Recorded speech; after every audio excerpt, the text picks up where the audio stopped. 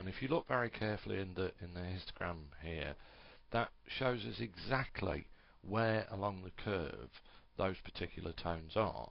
So say for instance that we wanted to lighten this particular tone, we'd simply click and hold, and we can see that it's located on the curve just about at the crossover of those two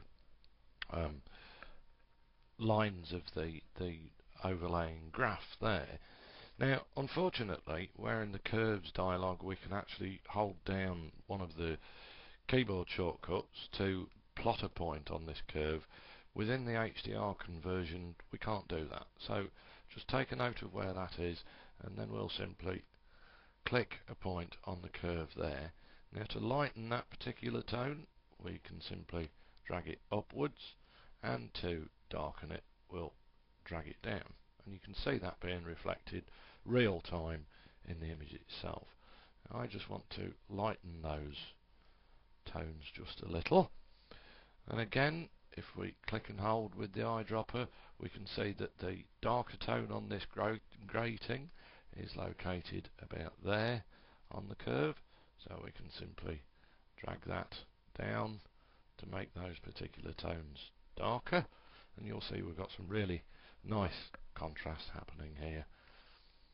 So do remember to click and hold with the eyedropper so you can tell exactly which tones in the image you're working on. There's another little section there that I'd like to darken a little.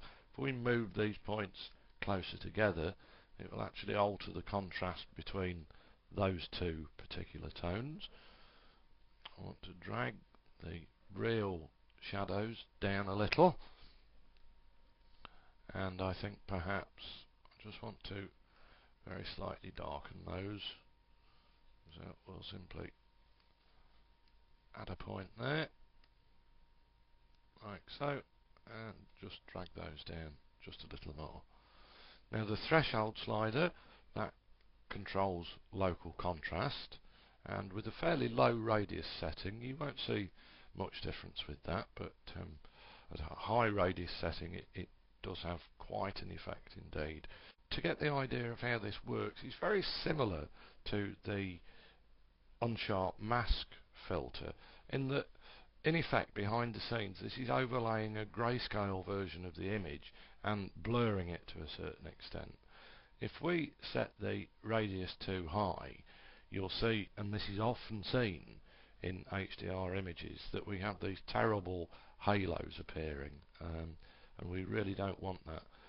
Essentially, if you've got a large, highly detailed image, you want to keep your radius value fairly low. We can still push up the threshold for some more contrast, but with the radius, as soon as you start to see these awful halos appearing, just back off on the radius values a little.